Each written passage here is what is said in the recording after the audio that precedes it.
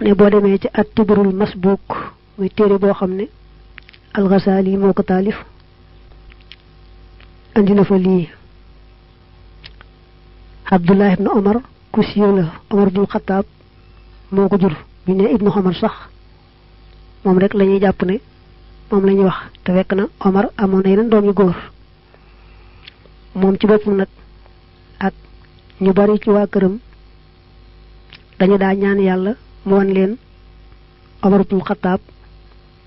lu mu def foofee ca àllaaxira lu mat fukki at ak yaar daal nee na noo ngi doon ñaan suñu borom rek mu war na Omar ci ay nelaw nu gis ko foofee ci àllaaxira nu mu fa def moom Abdullahi ci boppam nag moo gis baayam Omar ba mu ko gisee ci gént ga daa mel ne Omar dafa sangu te ndox mi mu doon sangoo fendeegut mu taraxlaayu nag noonu la ko gisee daal di koy laaj ne ko waaw noo def ak sa boroom lu mu la fayee ci li nga daan def ci lu baax ne mu ne ma Abdullah ba mu bàyyi ko fii nag léegi ñaata at la ne mu ne ko fukki at ak yaar la mu ne ma booba léegi day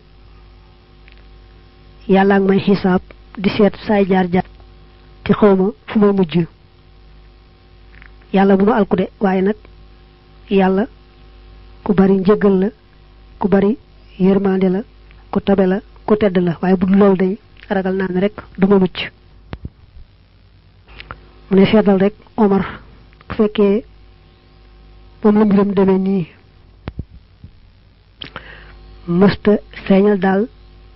dara li nuru ne ku ñu fal la muy xalifab jullit lu may rek yar ba mu yoroon ku jàdd rek mu yar la ca